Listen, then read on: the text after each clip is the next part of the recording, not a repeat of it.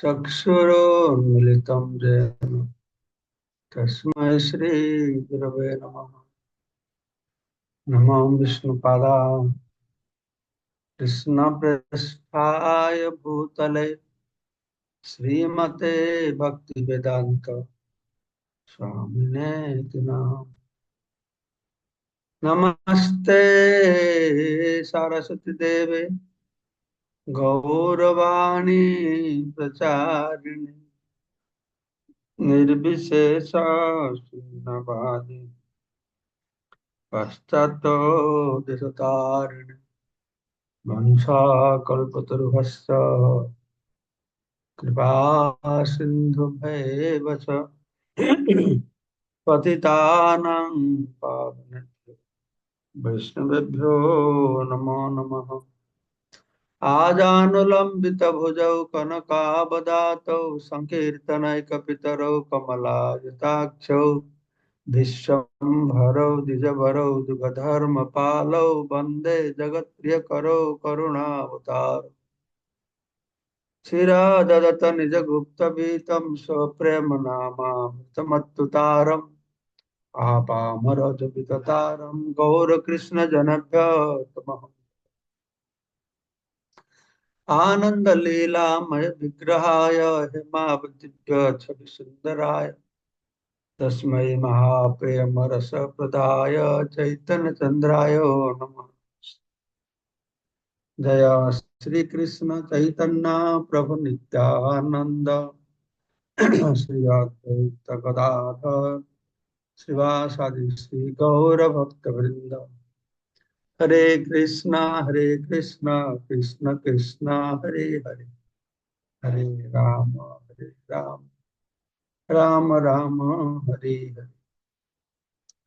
मुखम करोति वाचालं पंगुलं भयते गिरिं यत्कृपात् महं वन्दे परमानंद माधवम श्रीगुरुदिनतारिणम श्री चैतन्य ईश्वरम नम। ओम विष्णुपदाय कृष्ण पृष्ठाय भूतले श्रीमते जय पताका स्वामिने नामिने। तो আমরা শ্রবণ করছি শ্রী চৈতন্য চরিতামৃতম দশম পরিচ্ছেদ চৈতন্য বৃক্ষ শাখা প্রশাখা। কালকে আমরা জীব গোস্বামী পর্যন্ত পাঠ করে শ্রবণ করেছিলাম। আজকে আমরা শ্রবণ করব শ্লোক নম্বর 86। মালির ইচ্ছায় শাখা বহুত বড়িল বাড়িল, বাড়িয়া পশ্চিম দেশ সব আচ্ছা দিল। মালির ইচ্ছার প্রভাবে শিল রূপ গোস্বামী শিল সনাতন গোস্বামীর শাখা প্রবল ভাবে বর্ধিত হলো। বাড়তে বাড়তে তার সমস্ত পশ্চিম দেশ আচ্ছাদিত করল। সিন্ধু নদীতে আর হিমালয় বৃন্দাবন মথুরাদি যত তীর্থ হয়। সিন্ধু নদীর তীর থেকে সিন্ধু নদীর তীর পর্যন্ত, সিন্ধু পূর্বে সিন্ধু নদী আছে পাকিস্তান দিকে মনে হয়, তারপরে হিমালয় পর্যন্ত পর্বতের উপত্যকা বিস্তৃত হলো। তা বৃন্দাবন মথুরা হরিদ্বার আদি সমস্ত তীর্থ সহ সারা ভারত জুড়ে সে বিস্তার লাভ করলো। দুই শাখার প্রেম ফলে সকল ভাসিল, প্রেম ফল আস্বাদে লোক উন্মত হইল। এই দুই শাখার ভগবত প্রেম রূপ ফল প্রচুর ভাবে বিতরিত হলো। এই রূপ সনাতন এই দুটো শাখা সব থেকে বেশি শক্তিশালী হলো। আর এই ফল আস্বাদন করে সমস্ত মানুষ উন্মত হয়ে গেল। পশ্চিমের লোক সব মূঢ় অনাচার, তাহা প্রচারিল দোহে ভক্তি সদাচার। পশ্চিম ভারতের অধিবাসীরা সাধারণত বুদ্ধিমান নয় এবং আচরণশীল নয়, কিন্তু শিল রূপ গোস্বামী ও শিল সনাতন গোস্বামীর প্রভাবে তারা ভগবত ভক্তি ও সদাচার সম্পর্কে শিক্ষা লাভ করলেন। রূপদ বলছেন, এমন নয় যে কেবল পশ্চিম ভারতের মানুষেরা মুসলমানদের সঙ্গ প্রভাবে কলুষিত, হয়েছিল। তো ভারতবর্ষের যত পশ্চিমে যাওয়া যায় দেখা যায় যে মানুষ তত বেশি বৈদিক সংস্কৃতি থেকে বিচ্যুত হয়েছে। এখান থেকে আমরা বোম্বের দিকে যাব, বোম্বে থেকে মিডল ইস্টে যাব, ইউরোপে যাব, আমেরিকা যাব, যত ওই দিকে যাব তত বৈদিক সংস্কৃতি থেকে তারা বিচ্ছিন্ন। আজ থেকে 5000 বছর আগে মহারাজ পরীক্ষিতের রাজত্বকালে বৈদিক সংস্কৃতি সর্বত্র প্রচারিত ছিল। এক সময় ছিল সারা পৃথিবী একজনই রাজা ছিলেন, শশাগরা পৃথিবীর সম্রাট অম্বরীশ পুরু পরীক্ষিত তার মধ্যে অন্যতম। অম্বরীশ পুরু তো বহুত প্রাচীন যুগের কথা, তার কিন্তু 5000 বছর পূর্বে যখন পরীক্ষিত মহারাজ শাসন করছিলেন তখন এই বৈদিক সংস্কৃতি সর্বত্র প্রচারিত ছিল। কিন্তু মানুষ ধীরে ধীরে অবৈদিক সংস্কৃতি দ্বারা প্রভাবিত হয় ভগবত ভক্তির অনুকূল আচরণ বর্জন করেছে। কলির প্রভাব অত্যন্ত দয়া পরবশ হয় ছিল রূপ গোস্বামী ও ছিল সনাতন গোস্বামী পশ্চিম ভারতে ভগবত ভক্তি প্রচার করেছে। তাদের পদাঙ্ক অনুসরণ করে শ্রী চৈতন্য মহাপ্রভুর বাণীর প্রচারকেরা পাশ্চাত্য দেশগুলিতে সংকীর্তন আন্দোলন প্রচার করছেন, বৈষ্ণব আচার শিক্ষা দিচ্ছেন। প্রভুপাদ এটা করেছেন, কিন্তু তিনি নিজে করছেন বলে না বলে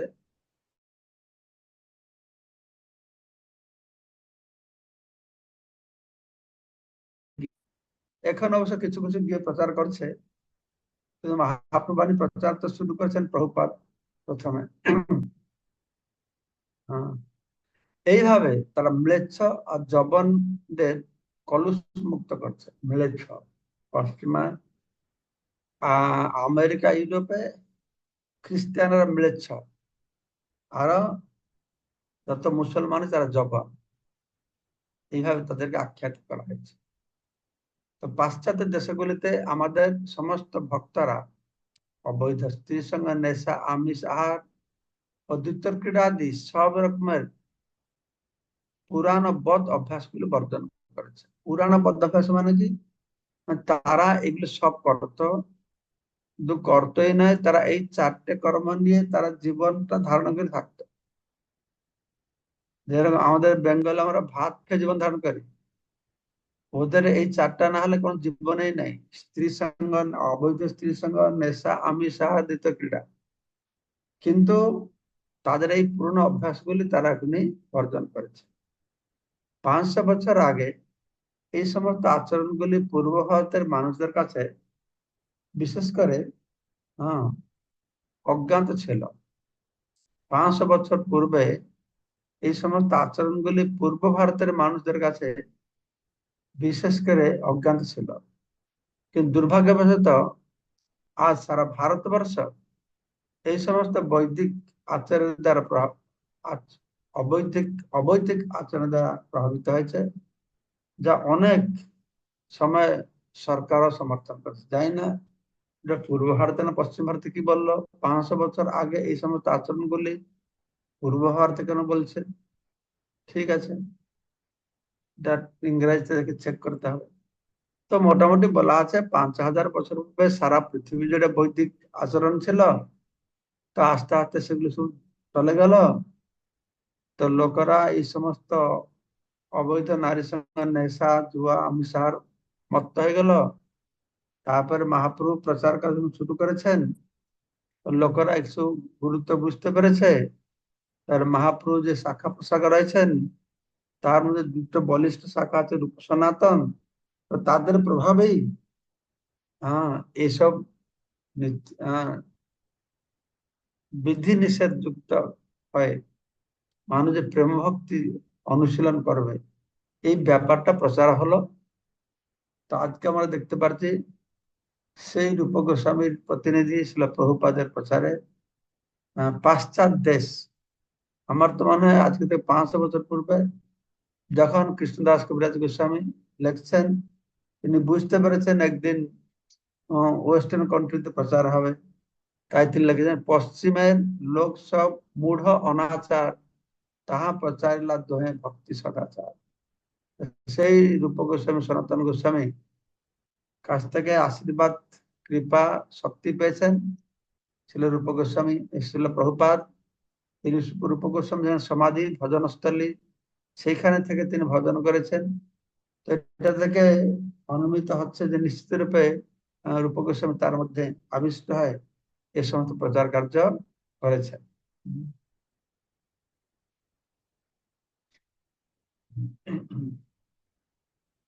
তো বলা আছে যে আহ, এটা সারা ভারতের মানুষের মধ্যে আস্তে আস্তে এই চারটে নিয়ম পালন না করা সম্পর্কে প্রচার হয়ে গেল।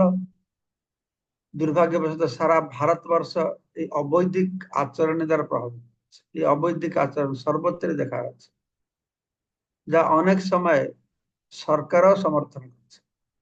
বেশি দুর্ভাগ্য নয়, পরম দুর্ভাগ্য। এই সরকার সব ম্লেচ্ছ জবানদের হাতে সরকার চলে যাচ্ছে।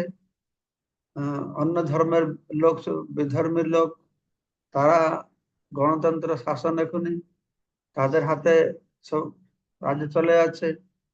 তার ফলে কি হচ্ছে না, এই সমস্ত ম্লেচ্ছ জবানদের প্রভাব বেড়ে যাচ্ছে।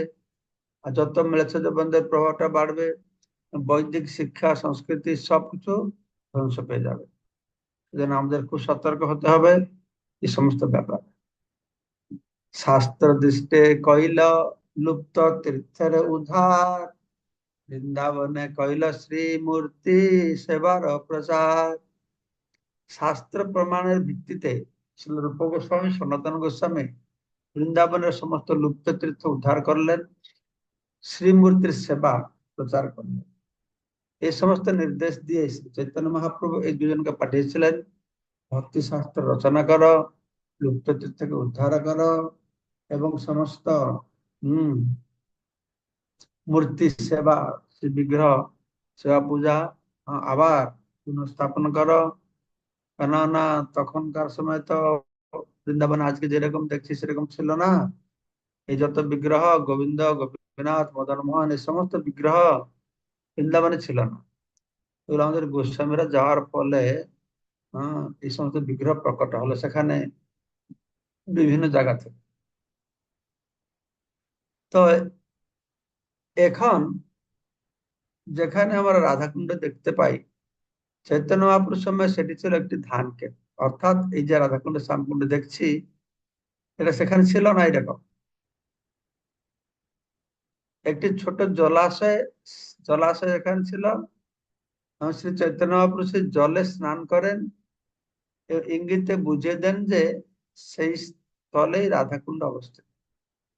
মহাপুর যখন বৃন্দাবনে গিয়েছিলেন, তো সেখানে অল্প জল ছিল মাঠের ভিতরে, একটা খাল মতন ছিল, পুকুরও ছিল। তো মহাপুরুষ সেখানে গিয়ে স্নান করলেন, করে নির্দেশ দিয়ে ইঙ্গিতে বুঝালেন এইটা হচ্ছে রাধা। তার নির্দেশ অনুসারে ছিল রূপ গোস্বামী ও ছিল সনাতন গোস্বামী রাধাকুণ্ড পুনরুদ্ধার করেন। গোস্বামীগণ যে কিভাবে লুপ্ততীর্থ উদ্ধার হয়েছিলেন, এটি তার একটি উজ্জ্বল দৃষ্টান্ত। লুপ্ততীর্থ উদ্ধার করলেন। তার মানে গোস্বামীগণের প্রচেষ্টার ফলেই বৃন্দাবনের প্রধান প্রধান মন্দিরগুলি প্রতিষ্ঠিত হয়েছে।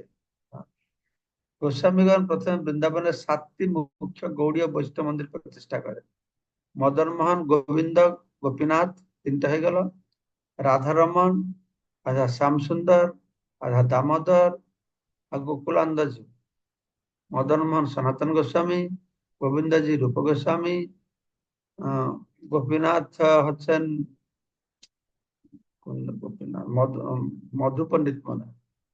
রাধা রমন হচ্ছেন গোপাল ভট্ট, রাধা শ্যাম সুন্দর শ্যামানন্দ পণ্ডিত, রাধা দামোদর শিব গোস্বামী, রাধা গোকুলানন্দ জানি ভুলে গেছে। তো মহাপ্রভুর প্রিয় ভৃত্য রঘুনাথ দাস সর্বতেজি কৈল প্রভুর পদ তলে বাস। এবার ষষ্ঠ চত্বারি বিচ্ছতি তম চৈতন্য বৃক্ষের শাখার কথা বর্ণনা করা হচ্ছে। রূপ সনাতনের পরে, জীব গোস্বামীর পরে রঘুনাথ দাস কথা বলছেন। রঘুনাথ দাস ছিলেন চৈতন্য মহাপ্রভু অত্যন্ত প্রিয় ভৃত্য। ছোটবেলা থেকে মহাপ্রভু সঙ্গে মিশবার জন্য গিয়ে শান্তিপুরে মিলেছিলেন। মহাপ্রভু বলতে মর্কট পরিগ্রহ না করে ঘরে গিয়ে থাকো। ঘরে গিয়ে স্থির হয়ে থাকতে পারেন না, বারবার চলে যাচ্ছেন, কিন্তু বাবা মা ছাড়ছে না। তখন নিত্যানন্দ প্রভু এসেছেন পানিহাটিতে, নিত্যানন্দের পুরো কৃপা পেলে সংসার বন্ধন থেকে মুক্তি পেয়েছেন।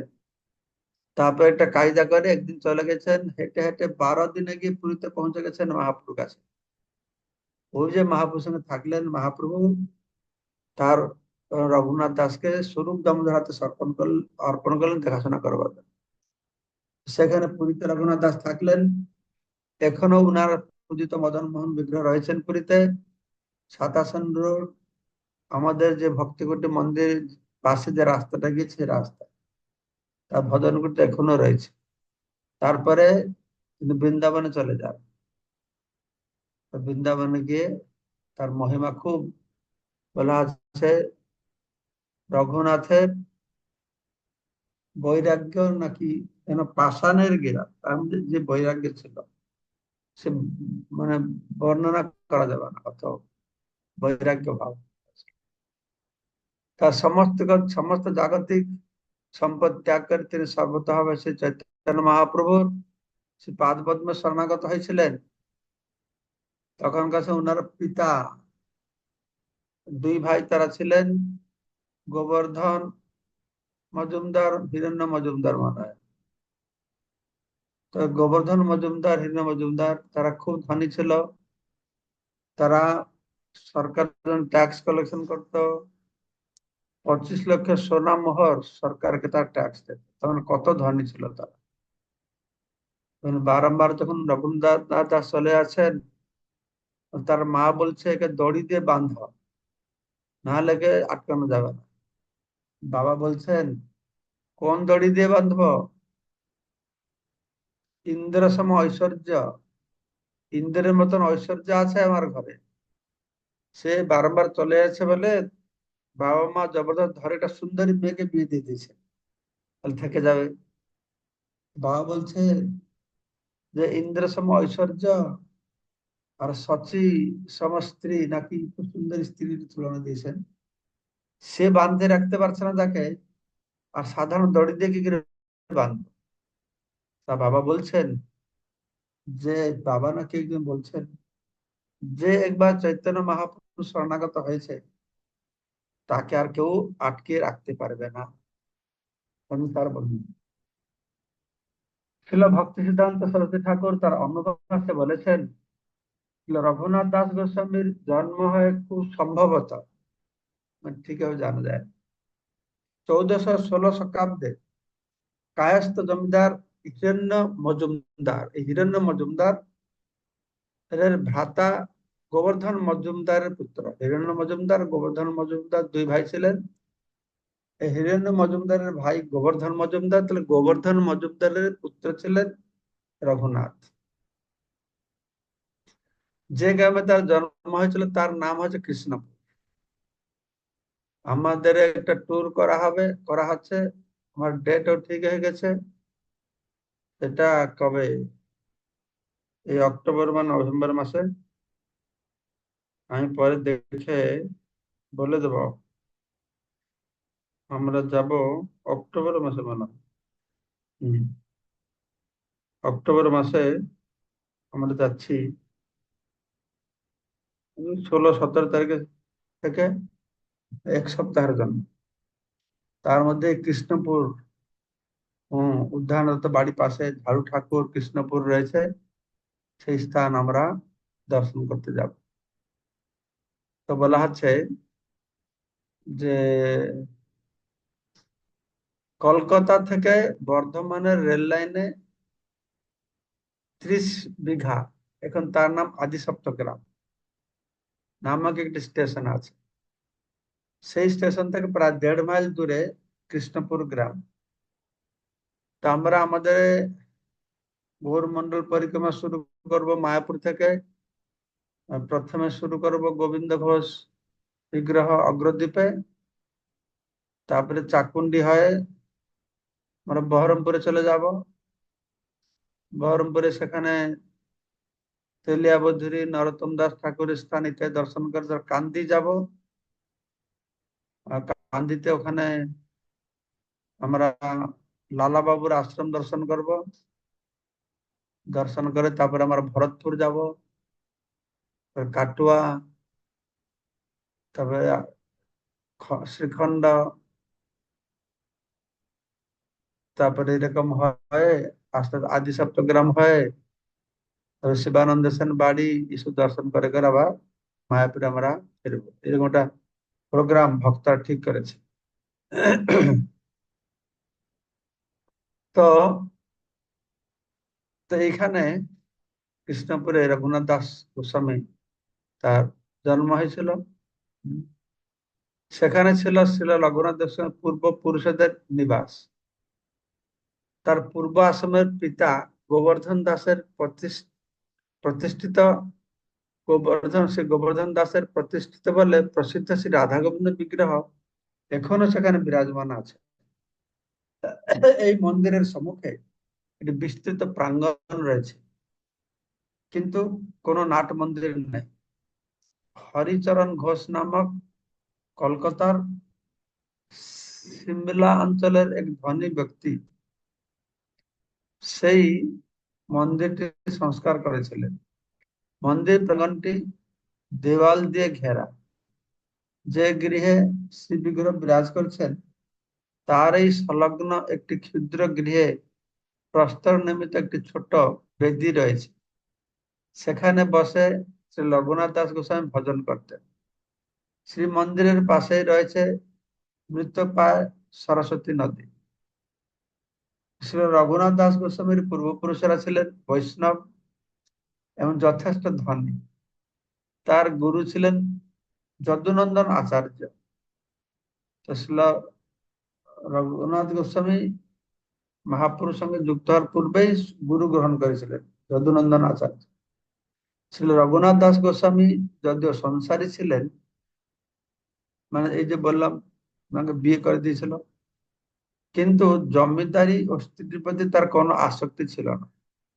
তার গৃহ ত্যাগ করার প্রবণতা দেখে তার পিতা গোবর্ধন মজুমদার আর জ্যেষ্ঠ তাত হিরণ্য মজুমদার তাকে চোখে চোখে রাখার জন্য বিশেষ দেহরক্ষী ব্যবস্থা করেছিলেন, সিকিউরিটি গার্ড দিয়েছিলেন যেন না পালায়।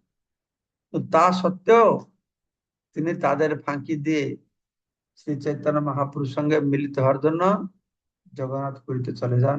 কি সুন্দর বর্ণনা রয়েছে চৈতন্য চরিতামৃতে, আমরা শ্রবণ করব।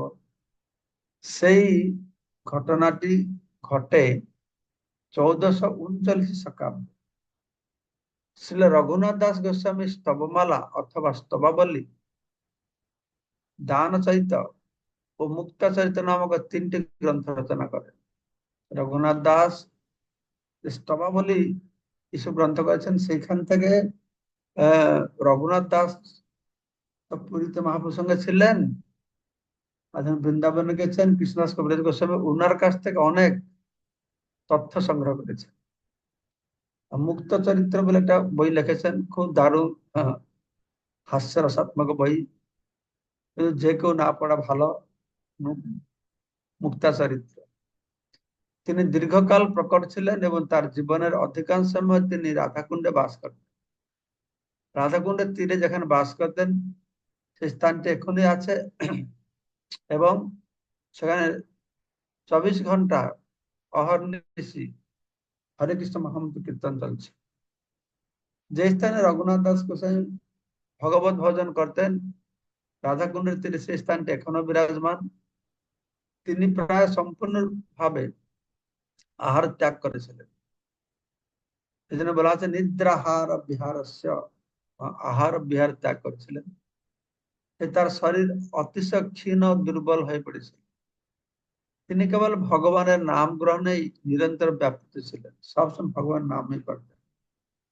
আমরা রঘুনাথ দাস কাছে প্রার্থনা করি, আমাদের জপমালা ধরলে কখন 16 মালা শেষ হবে চিন্তা করতে থাকি। রঘুনাথ দাস গোস্বামী আমাদের কৃপা করেন, তার নামের প্রতি আমাদের একটু আসক্তি হবে, যেন আমরা নামই করতে থাকি সবসময়।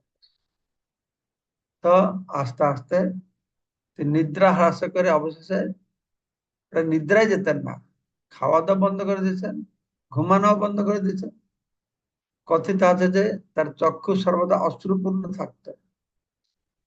হ্যাঁ, শ্রীনিবাস আচার্য যখন রঘুনাথ দাস গোস্বামীকে দেখতে যান, তখন তিনি তাকে আলিঙ্গন করে আশীর্বাদ করেন। গৌড় দেশে প্রচার করার জন্য শ্রীনিবাস আচার্য তার আশীর্বাদ প্রার্থনা করেন এবং শ্রী রঘুনাথ দাস গোস্বামী তার সে প্রার্থনা মঞ্জুর করেন। গৌর গণদেশ দীপিকায় উল্লেখ করা হয়েছে যে শ্রী রঘুনাথ দাস গোস্বামী হচ্ছেন রসমঞ্জরি, কখনো কখনো বলা হয় তিনি হচ্ছেন রতিমঞ্জরি। প্রভু সমর্পিল তারে স্বরূপের হাতে, প্রভুর গুপ্ত সেবা কইল স্বরূপের সাথে। যাকে বলেছিলাম, যখন রঘুনাথ দাস গোস্বামীকে মহাপ্রভুর সঙ্গে সাক্ষাৎ করেছেন, তো মহাপ্রভু তাকে স্বরূপ দামোদর হাতে অর্পণ করেছেন জগন্নাথ পুরীতে। রঘুনাথ দাস গোস্বামী যখন জগন্নাথ পুরীতে সে চৈতন্য মহাপ্রভুর কাছে যান, মহাপ্রভু তাকে কি করেন না, স্বরূপ দামোদর হাতে সমর্পণ করেন। এইভাবে রঘুনাথ দাস গোস্বামী স্বরূপ দামোদর সঙ্গে চৈতন্য মহাপ্রভুর সমস্ত ব্যক্তিগত গুপ্ত সেবা করার সুযোগ পান। গুপ্ত সেবা বলতে বোঝানো হয়েছে যে সমস্ত সেবা কার্যে বাইরের লোকের কোনো যে সমস্ত সেবা কার্যে বাহিরের লোকের কোনো অধিকার থাকে না। শ্রী চৈতন্য মহাপ্রভু অন্তরঙ্গ সেবক স্বরূপ দামোদর মহাপুরুষ স্নান, ভোজন, বিশ্রাম, অঙ্গমর্দনাদি সেবা করতেন। রঘুনাথ দাস গোস্বামী তাকে সাহায্য করতেন। এইভাবেই রঘুনাথ দাস গোস্বামী অত্যন্ত অন্তরঙ্গ ভাবে শ্রী চৈতন্য মহাপ্রভুর সেবা করার সুযোগ লাভ করেছিলেন। ১৬ বৎসর কইল অন্তরঙ্গ সেবা, স্বরূপের অন্তর্ধানে আইলা বৃন্দাবন। তো জগন্নাথ পুরীতে ১৬ বছর থেকে মহাপুরুষ সেবা করলেন।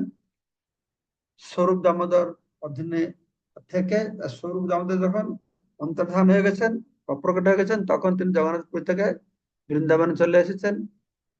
বৃন্দাবনে দুই ভাইয়ের চরণ দেখিয়া গোবর্ধন তেজীব দেহ ভোগপাত করিয়া রঘুনাথ দাসকে সংকল্প করেছিলেন যে বৃন্দাবনে যাব, গিয়ে রূপ গোস্বামী সনাতন গোস্বামীর চরণ কমল দর্শন করে তারপরে গোবর্ধন পর্বত থেকে ঝাঁপ দিয়ে পরে দেহ ত্যাগ করবে। তার পরিকল্পনা ছিল। সাধুদের মধ্যে গোবর্ধন পর্বতে ঝাঁপ দিয়ে পরে দেহ ত্যাগ করার প্রথা প্রচলিত আছে। যেরকম সনাতন গোস্বামী পরিকল্পনা করেছিলেন রথের চকায় পর চাকা নিচে পড়ে দেহ ত্যাগ করবো, তো সেটাও প্রচলিত ছিল। শ্রী চৈতন্য মহাপুরুষ সর্বদামোদর অপ্রকটের পরে রঘুনাথ দাস গোস্বামী কাছে তাদের বিরহ বেদনা এতই অসহনীয় হয়ে উঠেছিল যে তিনি বৃন্দাবনের গোবর্ধন পর্বত থেকে নিচে ঝাঁপ দিয়ে পড়ে আত্মহত্যা করার সংকল্প করেছেন। তবে তা করার আগে তিনি ছিল রূপ গোস্বামী ও সনাতন গোস্বামী শ্রীপাদ পদ্ম দর্শন করতে চেয়েছিলেন। আর কালকে 95 শ্লোক পাঠ করব। এই তো নিশ্চয় করি পাইল বৃন্দাবনে, আসি রূপ সনাতনের বন্দিল চরণে। রঘুনাথ দাস গোস্বামী এইভাবে পরিকল্পনা করে বৃন্দাবনে রূপ এসে রূপ সনাতন গোস্বামীর চরণ বন্দনা করেছেন। তবে দুই ভাই তারে মরিতে না দিল, নিজের তৃতীয় ভাই করি নিকটে রাখিল। তো দুই ভাই রূপ সনাতনকে মরতে দিল না, তৃতীয় ভাইকে সঙ্গে তিনি রেখেছেন। মহাপ্রভু লীলা যত বাহির অন্তর, দুই ভাই তার মুখে শুনে নিরন্তর। যেহেতু মহাপ্রভুর সঙ্গে তিনি ছিলেন পুরীতে, তো রঘুনাথ দাস স্বরূপ দামোদর সহকারী ছিলেন, তাই ঘনিষ্ঠ ছিলেন। তো বহিরঙ্গ অন্তরঙ্গ সব লীলা তিনি জানেন। তো রূপ গোস্বামী সনাতন গোস্বামীর কাছে সেসব বর্ণনা করতেন, তারা সেগুলো শুনতেন। অন্ন জল ত্যাগ কইল অন্য কথন, পল ২-৩ মাঠা করে ন ভক্ষণ। রঘুনাথ দাস গোস্বামী ধীরে ধীরে অন্ন জল ত্যাগ করলেন।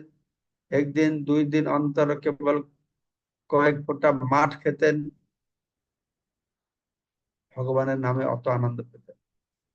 সহস্র দণ্ডবোধ করে লয় লক্ষ নাম, ২ সহস্র বৈষ্ণবের নিত্য প্রণাম। প্রতিদিন তিনি কি করতেন? ১,০০০ বার দণ্ডবোধ প্রণাম করতেন, অন্তত পক্ষে ১ লক্ষ নাম গ্রহণ করতেন। 2000 বৈষ্ণবকে দণ্ডবত প্রণাম করতেন। রাত্রের দিনে রাধা কৃষ্ণের মানস সেবন, প্রহরেক মহাপ্রভুর চরিত্র কথন। তারপর হচ্ছে আগামীকালকে আমরা 100 নম্বর শ্লোক সবার মনে থাকবেন। 100 নম্বর শ্লোক থেকে আমরা পাঠ করে শ্রবণ করব। এই তো রহিল গ্রন্থ অমৃত লহরী, বদন বলিয়া সবে বল হরি হরি, হরি বল হরি। মঙ্গলময় প্রভু, আমরা যাব কান্দিতে, আপনি সেখানে আমাদের প্রসাদের ব্যবস্থা করবেন, ঠিক আছে? হ্যাঁ মহারাজ, আমাকে এই অধিকার দেবেন মহারাজ, আমি খুব আনন্দিত হব মহারাজ এই সেবার সুযোগ পেয়ে। তো আমি যখন ভক্তরা আলোচনা করছিল সেই রাস্তায় যাবে, আমি বললাম আমাদের একজন ভক্ত আছে, চিন্তা নেই, প্রসাদের ব্যবস্থা হবে সেখানে। হরি বল। আপনি বলার সঙ্গে সঙ্গে আমার খুব আনন্দ হচ্ছিল যে আমি মহারাজকে বলবো আমি যেন এই সুযোগটা নিতে পারি। তা মহারাজ আপনি মহারাজকে বলার আগে মহারাজ আগে বলে দিচ্ছি আপনাকে। হ্যাঁ মহারাজ, আমার পরম সৌভাগ্য। মহারাজ, এই কান্দি থেকেই আমি আপনাদের সঙ্গ নেব, তাহলে হবে না মহারাজ? কান্দি থেকে? হ্যাঁ, হ্যাঁ, জয়েন করতে পারেন। তাই করব আমরা। 2-3 জন ভক্ত কান্দি থেকেই আপনার সঙ্গ নেব মহারাজ। তাহলে মহারাজ কান্দিতে কবে পৌঁছাবেন, তাহলে আমি কিভাবে জানতে পারবো মহারাজ? এটা ওরা কালকে আলোচনা করলো, কোন কোন যাবে একটা রফ করেছে, তারপরে ব্রোশের মতন বানাবে। সেটা সব ডিটেল দেওয়া হবে, কার সঙ্গে যোগাযোগ করতে হবে, কি করতে হবে। আমরা ওরা আগে বুকিং করবে, সে অনুসারে গাড়ি ঠিক করতে হবে, কিন্তু বাসে যেতে হবে না। তো সব কোন রুটে যাবে কি হবে সব জানিয়ে দেবে। এটা গ্রুপে দিয়ে দেবেন মহারাজ, ভক্তরা? গ্রুপে দিয়ে দেবে। আচ্ছা মহারাজ, একটা জিজ্ঞাসা। এই যে 91 নম্বর শ্লোকের তাৎপর্যে, গৌড়দেশে প্রচার করার জন্য শ্রীনিবাস আচার্য তাঁর আশীর্বাদ প্রার্থনা করেন এবং শিল রঘুনাথ দাস গোস্বামী তাঁর সে প্রার্থনা মঞ্জুর করেন। মহারাজ, এই লাইনটা কি বলা হলো নিত্যানন্দ প্রভু এবং মহাপ্রভু অপ্রকটের পরে এটা ঘটেছিল মহারাজ? হ্যাঁ, অবশ্যই অবশ্যই। রামদেব মহাপ্রভু মহাপ্রভু অপ্রকটের পরে তো এই তিনজন আসলো না। শ্রীনিবাস আচার্য বেঙ্গলে, শ্যামানন্দ পণ্ডিত গেল উড়িষ্যাতে, নরোত্তম ঠাকুর গেল মণিপুর থেকে, ত্রিপুরা মণিপুর থেকে। এই তিনজন তিন জায়গায় প্রচার করলো। আর মহারাজ, এই যে শ্রীনিবাস আচার্য, শ্রী চৈতন্য হইলা যেই শ্রীনিবাস হইলা সেই, তো রঘুনাথ দাস গোস্বামীর কাছে কৃপা প্রার্থনা করছেন। তো এটা কিরকম হলো মহারাজ? কিরকম হলো, কিটা হলো, কি সমস্যা হলো? মানে, আপনি বলছেন যে ভক্ত ভগবান ভক্তের কাছে আশীর্বাদ চাইছে, এটা বলছেন নাকি? আহ, না কোনো তো এটা কিরকম হলো মহারাজ? তাই হয়তো হলো, কিরকম হলো মহারাজ? কিরকম হলো মানে কি, সমস্যাটা কি? মানে হ্যাঁ, ভগবান ভক্তের কাছে কৃপা চাইছে, এটাই আহ, বুঝছি আর কি। আরে ভগবান যদি ভক্তের লাঠি খেয়ে দেখে ভয় পালায়, আর কৃপা পেলে কি সমস্যা আছে? ভগবান তো বলছে, হ্যাঁ, আমার ভক্তের কৃপায় সবকিছু হচ্ছে, আমার কৃপায় হচ্ছে না, ভক্তের কৃপা হলে আমাকে পাবে। তো এখানে মহাপ্রভু কি নিত্যানন্দ প্রভু কি, নিত্যানন্দ শক্তি, এরা তিনজন, এরা তিনজন মহাপ্রভু নিত্যানন্দ অদ্বৈত বলা হচ্ছে, কিন্তু মহাপ্রভু এরা তিনজন বিষ্ণু তত্ত্ব নন। বুঝতে পারছেন? এদের হ্যাঁ, শক্তি আবিষ্ট হয়ে তারা প্রকট হয়েছে।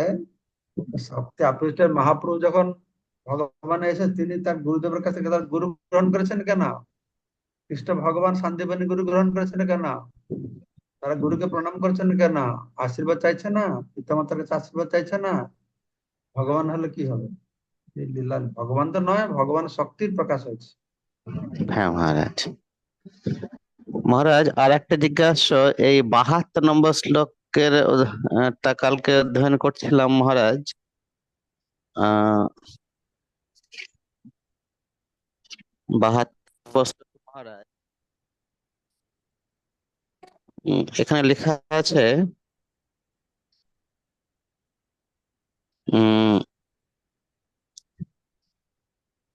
শ্রী চৈতন্য ভাগবতে বর্ণনা করা হয়েছে যে পুরুষোত্তম সঞ্জয় ছিলেন মুকুন্দ সঞ্জয়ের পুত্র, কিন্তু শ্রী চৈতন্য চৈতামৃতে কৃষ্ণদাস কবিরাজ গোস্বামী পুরুষোত্তম ও সঞ্জয়কে দুজন পৃথক ব্যক্তি বলে বর্ণনা করে সেই ভুল সংশোধন করেন। তো মহারাজ চৈতন্য ভাগবত তো আহ বৃন্দাবন দাস ঠাকুর তো স্বয়ং ব্যাসদেব, তো সেটা আবার ভুল সংশোধন করলেন কৃষ্ণদাস কবিরাজ গোস্বামী। এটা মহারাজ কেমন হলো মহারাজ? তো লেখার স্টাইলটা তো আলাদা ছিল। চৈতন্য সঞ্জয় বলে লেখা হয়েছে, যেটা চৈতন্য কি কি সেটা কি সঞ্জয়? এটা আমি পড়ছি মহারাজ আবার। শ্রী চৈতন্য ভাগবতে বর্ণনা করা হয়েছে যে পুরুষোত্তম সঞ্জয় ছিলেন মুকুন্দ সঞ্জয়ের পুত্র, শোনো শোনো কিন্তু শোনো শোনো, আরো বলতে হবে আরো বলতে হবে। সেখানে বর্ণনা করা হয়েছে পুরুষোত্তম সঞ্জয়, মুকুন্দ সঞ্জয়, কিন্তু সঞ্জয়টা টাইটেল বলে মনে হচ্ছে। লেখা ভঙ্গিতে ব্যাপার হচ্ছে, লেখা হচ্ছে না, লেখা আছে, প্রিন্টিং হচ্ছে, কি লেখা হয়েছে এসব একটু এটাকে ভুল ভাল হলে এটা নিয়ে অত মাথা ঘামাল হবে না। পুরুষোত্তম সঞ্জয়, সঞ্জয় এরকম চাপাল গোপাল একটা লোকের নাম ছিল, কি বলছে দুটো লোকের নাম ছিল, চাপাল আর গোপাল দুজন ছিল, নাটক করছে। এগুলো সব কোন কোন ক্ষেত্রে পুরাণেও এরকম একটু পার্থক্য দেখা যায়, এটাকে অত গুরুত্ব দেওয়া কম। আচ্ছা মহারাজ, বিদ্যুৎ আচ্ছা আমার প্রভু, ধন্যবাদ প্রণাম। বিদ্যুৎ প্রভু।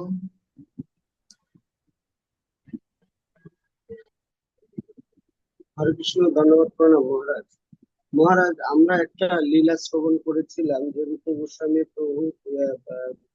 গোস্বামী ললিত মাধব গ্রন্থ পড়ে রঘুনাথ দাস গোস্বামী ক্রন্দন করছিলেন, পরে আবার তানকেলি কৌমুদী রচনা করে সেটা করতে দেন, তখন উনি আবার স্বাভাবিক হন। তো এই ইনি কি সেই রঘুনাথ দাস গোস্বামী? হ্যাঁ, আচ্ছা মহারাজ, আর একটা ছোট্ট প্রশ্ন। 92 নম্বর শ্লোকের তাৎপর্য বলা হচ্ছে গুপ্ত সেবা।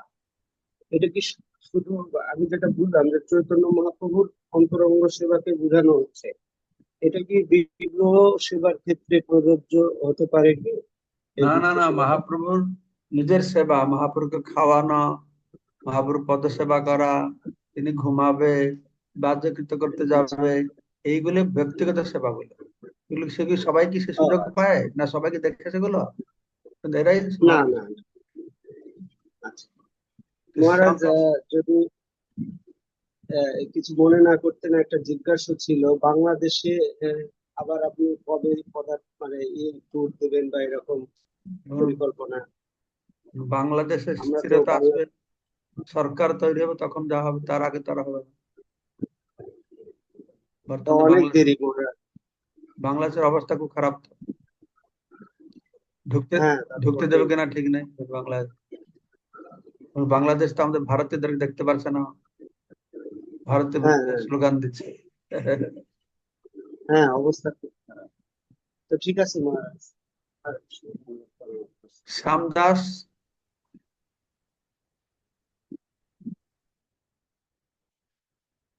শ্যামা দাস নাকি?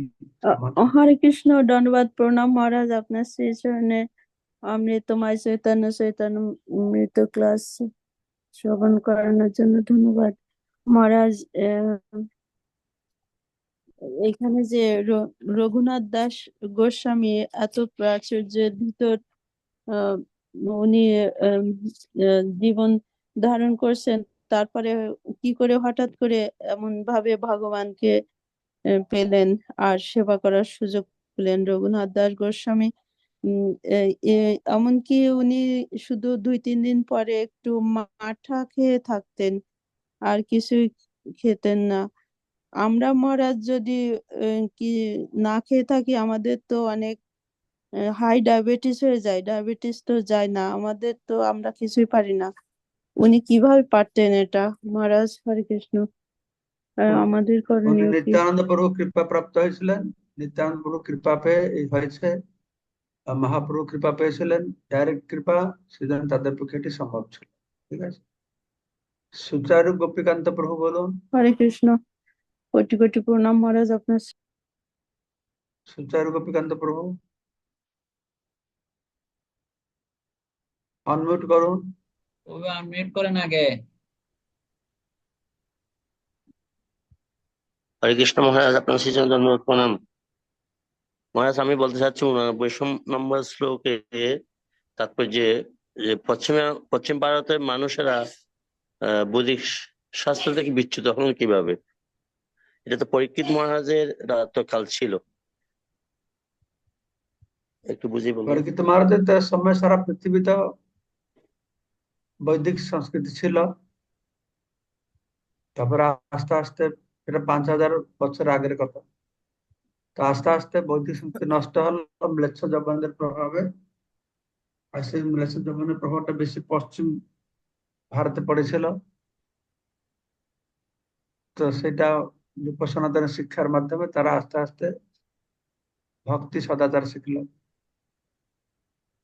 ঠিক আছে, হরে কৃষ্ণ মহারাজ। স্মরণ গৌরাঙ্গ প্রভু। হরে কৃষ্ণ, দণ্ডবত প্রণাম মহারাজ। মহারাজ, আমি চৈতন্য চরিতামৃতের 10ম অধ্যায় থেকে আপনার এই জুম ক্লাসে যুক্ত হয়েছি। তা কৃপা করে আপনাদের একটা গ্রুপ আছে, তা গ্রুপে যদি আমাকে একটু যুক্ত করে নেন। আর এই যে গৌরমণ্ডল পরিক্রমা হবে বলছেন, ঘোষণা করছেন, আমি এতে অংশগ্রহণ করতে চাই। হ্যাঁ, এটাই আছিল আমার কথা। আপনার বাড়ি কোথায়? বাড়ি কোথায়? বাড়ি কাটোয়া। আমি আপনার ফেসবুকের ওখান থেকে, আপনার ওয়েবসাইট থেকে আমি এই জুম ক্লাসের লিঙ্কটি পেয়েছিলাম, সেখান থেকে যুক্ত হয়েছি। আমরা কাটোয়া যাবো, তো সেখানেও এক রাত্রে থাকবো। হরে তো কৃষ্ণ। আপনি একটা কাজ করুন, আপনি এই চ্যাট বক্সে আপনার ফোন নম্বরটা লিখে দেন। আচ্ছা আচ্ছা, এক্ষুনি লিখে দেন, তাই শিক্ষক প্রভু কি করবে, ওই আপনাকে অ্যাড করে দেবে। এক্ষুনি চ্যাট বক্সে লিখে দেন নাম্বারটা। ঠিক আছে। হরে কৃষ্ণ, লিখে দিচ্ছি। ঠিক আছে, আমাদের 1-2 দিনের মধ্যে এটা রেডি হয়ে গেলে আমি গ্রুপে দিয়ে দেবো। যারা যারা জয়েন করতে চান তারা যোগাযোগ করবে। এই সংকীর্তন ভক্তরা এটাকে অর্গানাইজ করছে, আমি সঙ্গে থাকবো। ওরা সব ম্যানেজমেন্ট দেখবে। আমার বেশি ভক্ত নেবো না, কত হয়েছে? অল্প ভক্ত। হ্যাঁ, কি বলছো? এই নম্বরটা দিয়েছেন স্মরণ গৌরাঙ্গ প্রভু, এটা নোট করে নাও। ঠিক আছে মুকুন্দ বা মহারাজ, ঠিক আছে মহারাজ, এটা আমরা অ্যাড করে নিব। ঠিক আছে তাহলে। ঠিক আছে তাহলে, সবাইকে অশেষ ধন্যবাদ। বাঞ্ছা কল্পতরুভ্যশ্চ কৃপা সিন্ধুভ্যশ্চ পতিতানাং পাবনেভ্যো বৈষ্ণবেভ্যো নমো নমঃ। जय जय भक्ति पुरुषोत्तम जय श्री জয় प्रभुपाद की जय गौर सोमनाथ खंड की जय जय गौर प्रेमानंदे হরি হরি বলো। গো ডক্টর